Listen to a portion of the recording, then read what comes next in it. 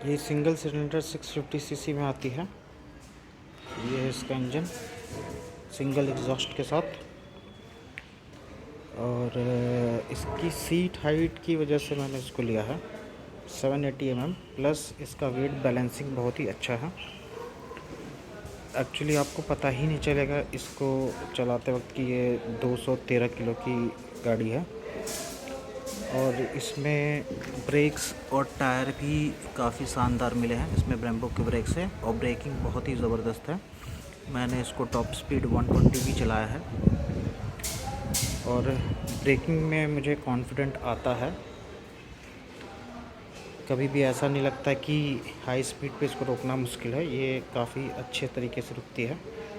पिछला ब्रेक थोड़ा सॉफ्ट है, वो बाइट पता नहीं चलती जैसे फ्रंट ब्रेक में है, बट दोनों ब्रेक यूज़ करते वक्त इसकी स्टॉपिंग पावर ज़बरदस्त है। और टायर साइज़ में पीछे 17 इंच है और फ्रंट 18 इंच है। 100 सेक्शन के टायर है फ्रंट में, 150 का पीछे में है। इसमें अगर आप इसको देखेंगे तो ये लिक्विड कूल्ड है।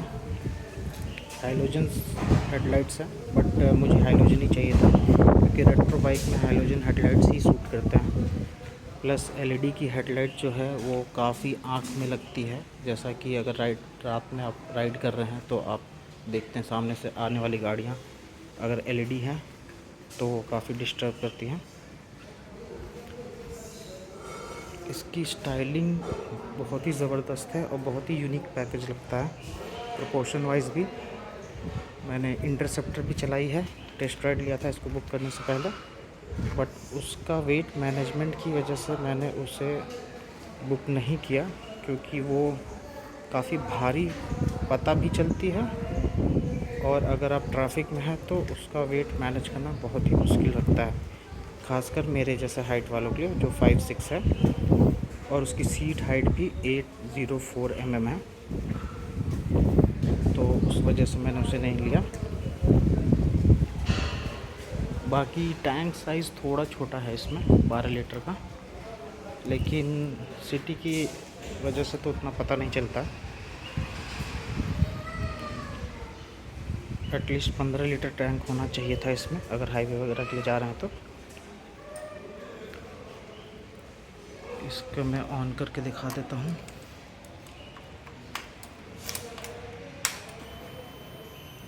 इसका ये कंसोल बहुत ही कूल लगता है अगर आप राइड करते वक्त इसको देखेंगे तो। इसके डायल्स, इसके कलर्स, प्लस जो आगे की छोटी सी इंफॉर्मेशन एलईडी है। ये बेसिक सा इसका की है।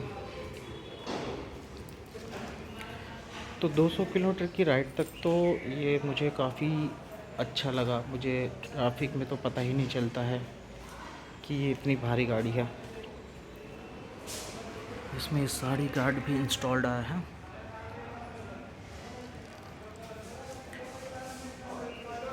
एक इसमें इंजन थोड़ा ओवरहीट करता है, बट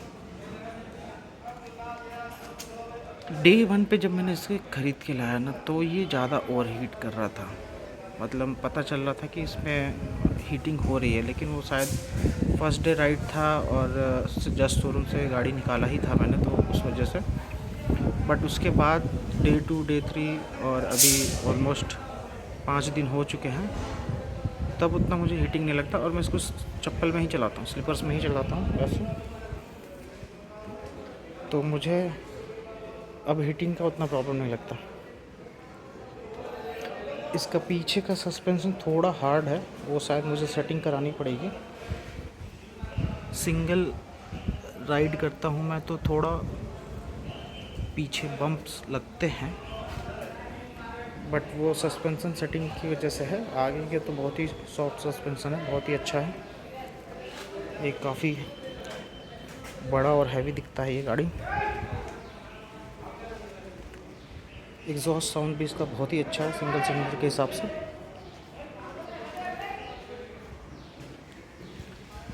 तो अभी इनिशियली 200 किलोमीटर हुआ, मुझे 1000 किलोमीटर्स को रन करना है। उसके बाद फर्स्ट सर्विसिंग के बाद एक्चुअल पता चलेगा कि इसमें कैसा परफॉर्मेंस आता है। माइलेज ऑलमोस्ट अभी तो करीब करीब मुझे 20 से 22 दे रहा है, बट इम्प्रूव होगा आई गेस ये फर्स्ट सर्विसिंग के बाद, क्योंकि काफ़ी वियर एंड टेयर होता है इंजन में जब फर्स्ट इनिशियल स्टार्ट होता है, इसलिए ऑयल भी बर्न होता है। तो 1000 किलोमीटर में इसीलिए इसको फर्स्ट सर्विसिंग कराना ज़रूरी होता है। इसके साथ मुझे कुछ फ्री एक्सेसरीज़ भी मिलेगी जो कि शोरूम वाले आज या तो फिर कल इंस्टॉल करेंगे। एक वो यहाँ पे लेग गार्ड देंगे मुझे, और एक ग्रैब टाइप से रहेगा, छोटा सा ग्रैब है वो लगेगा। प्लस इसके साथ एक फ्री हेलमेट भी आएगा जो कि BSA का ब्रांडिंग के साथ आएगा।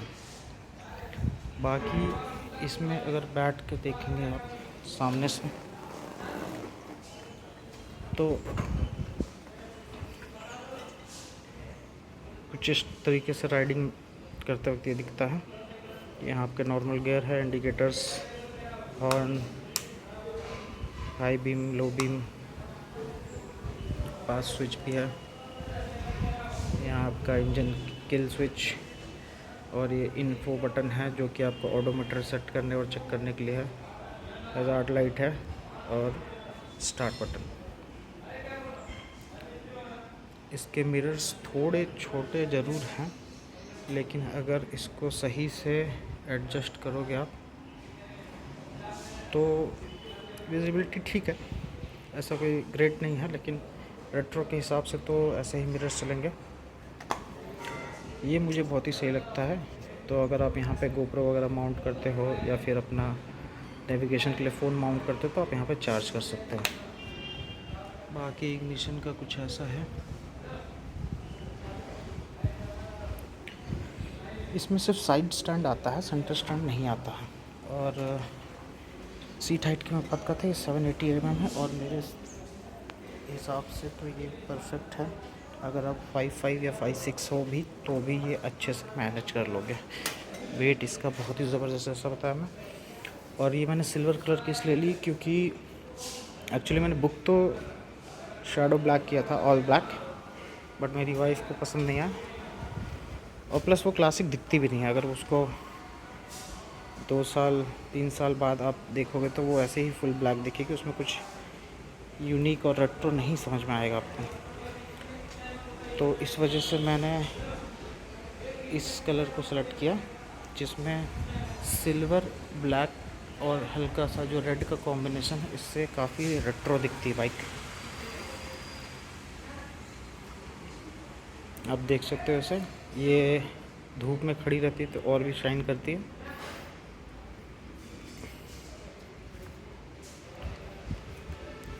टॉप एंड भी इसका अच्छा दिखता है, बट टॉप एंड और इस वेरिएंट में ऑलमोस्ट 30,000 का गैप है। और क्योंकि गाड़ी के स्पेक्स में कोई भी चेंज नहीं है कलर वाइज, तो इसलिए मैंने ये सिल्वर क्लासिक दिखने वाली बाइक ही बुक की है। एक्चुअली टॉप एंड में आपको यहाँ पे ये फेंडर क्रोम मिलेगा, मडगार्ड फ्रंट का, बैक का, ये दोनों क्रोम मिलते हैं। और कुछ एलिमेंट जो यहाँ पे ब्रश्ड एल्युमिनियम दिख रहा है ये क्रोम में आएगा आपको। ये 3 पार्ट क्रोम में आते हैं। ये भी शायद क्रोम है, लेकिन ये 3 तो क्रोम है जहाँ तक मैंने देखा है। वो एक्चुअली मैंने बुक तो करी थी, लेकिन वो क्या है किसी और को डिलीवरी चली गई टॉप एंड वाली। फिर मैंने सोचा कि मुझे देर नहीं करना है, क्योंकि मैं ऑलमोस्ट 2 साल से बाइक देख रहा हूँ, और मैंने गोरिल्ला भी बुक करने की कोशिश की थी, गोरिल्ला 450, बट उसका टेस्ट राइड लेने के बाद मैंने उसको तुरंत ही कैंसिल कर दिया। इससे पहले मैंने ट्रायम्फ स्पीड 400 भी बुक कर दिया था लॉन्च टाइम पे ही, बट उसको टेस्ट ड्राइव लेने पर तो ठीक था, लेकिन रोड प्रेजेंस उसका बहुत ही ख़राब था। वो एक्चुअली पल्सर 220 लगती है। तो इसलिए भी उसको भी मैंने बुकिंग के बाद भी उसको मैंने कैंसिल कर दिया। मैंने मतलब बुकिंग ली ही नहीं उसके बाद। बहुत सारे कॉल्स आए मुझे, लेकिन मैंने नहीं लिया। गोरिल्ला 450 में सबसे बड़ा प्रॉब्लम उसका थ्रॉटल बहुत ही थोड़ा जर्की लगता है मुझे, और मुझे वैसा KTM टाइप की बाइक नहीं चाहिए जितना पंच एंड पावर है। और प्लस में रॉयल एनफील्ड का फील ही नहीं आता है, वो लगती ही नहीं कि रॉयल एनफील्ड की गाड़ी है।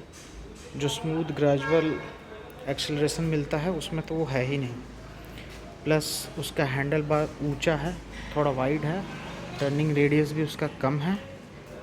वो सीट 780 होने के बाद भी वो कंट्रोल में नहीं रहती मेरी गाड़ी। प्लस उसका ये जो है ये भी लड़ता था मेरे पैर से। मैंने उसका एक बार टेस्ट राइड ले गया, उसके बाद फिर कंफ्यूज हो गया, फिर मैंने दोबारा टेस्ट राइड ली, तो मुझे बिल्कुल ही पसंद नहीं है। उस टाइप की बाइक मुझे नहीं चाहिए। मुझे चाहिए कि रिलैक्स्ड बाइक हो जो पावर दे जब आपको चाहिए, ना कि आपको हमेशा पावर में ही रखे। जैसे KTM को तो बिना एक्सीलरेट किए आप रख ही नहीं सकते। उसका काम ही है कि आपको कांस्टेंट पावर देते। जैसे ही आप उसका एक्सीलरेशन छोड़ेंगे आपको इतना तेज़ जर्क लगता है, तो वो फिजिबल नहीं होता है सिटी में और हाईवे क्रूजिंग के लिए। वो स्ट्रीट बाइक है और उसको आप ट्रैफिक में कट मार के भी चलाएंगे तो अच्छी चलती है। बट मुझे रिलैक्स बाइक चाहिए था, क्योंकि इससे पहले मैंने ओन किया है TVS जुपिटर। ये मेरी गाड़ी 12 साल पुरानी है और मैंने इस गाड़ी को 12 साल से चला रहा हूँ।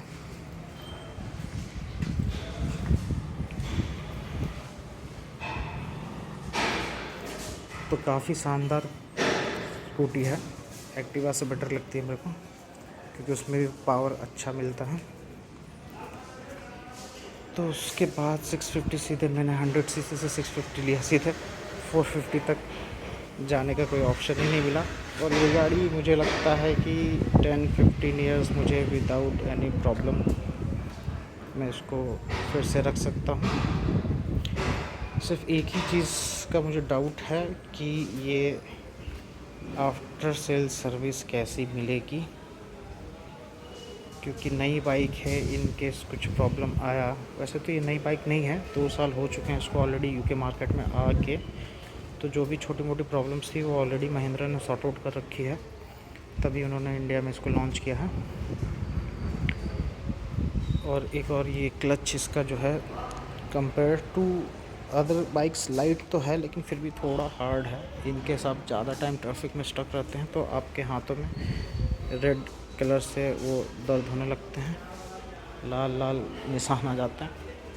बट ठीक है, बाकी टाइम के लिए तो अगर हाईवे या फिर कहीं, वैसे भी बोल रहा हूँ ये रिलैक्स बाइक है। अगर आप इसको फर्स्ट ईयर में भी चलाते हो आराम से 30 तक चलती है, कोई दिक्कत नहीं है। 30 के बाद आप अब शिफ्ट मार लोगे, और ट्रैफिक में तो 30 बहुत है, आपको सोचना ही नहीं पड़ेगा गियर चेंज करने के लिए। तो ठीक है, ये तो था मेरा फर्स्ट इम्प्रेशन। अभी तो 200 किलोमीटर का है। जैसे जैसे मैं इसको राइड करूँगा आपको बताऊँगा। बट ये गाड़ी तो बहुत ही ज़बरदस्त है। मेरे जितने भी बाइक चला, इंटरसेप्टर भी मुझे अच्छी लगी थी। एक्चुअली मैं इंटरसेप्टर बुक कर चुका होता और मैं डिलीवर भी ले चुका होता।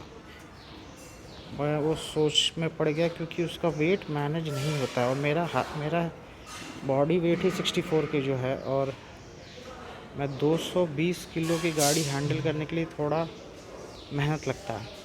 प्लस उसकी सीट हाइट भी ज़्यादा है और वेट भी ज़्यादा, और वेट बैलेंस बहुत ही ख़राब। मतलब उसको पार्किंग से आप निकाल भी नहीं पाओगे जल्दी। मैं तो पार्किंग से निकालने के लिए बहुत मेहनत करनी पड़ती है उसको। बट ये क्या है, इसको मैं बिना स्टार्ट किए इसको यहाँ से रिवर्स करके वापस सीधा करके आराम से निकाल सकता हूँ। ऐसा है इसका वेट। खड़ी गाड़ी पे भी वेट उतना पता नहीं चलता। इसका वेट बैलेंस 50-50 के हिसाब से किया होगा आई गेस।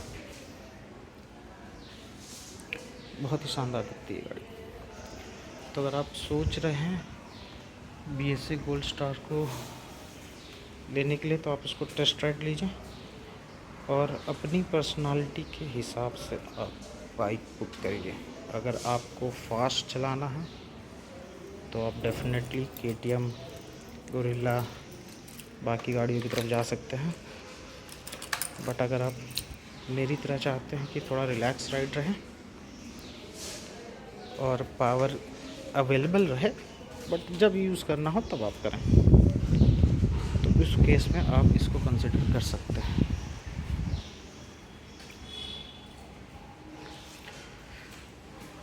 अब हम लोग मिलेंगे नेक्स्ट वीडियो में और भी बातें मैं आपको उसकी बताऊंगा। तब तक के लिए गुड बाय।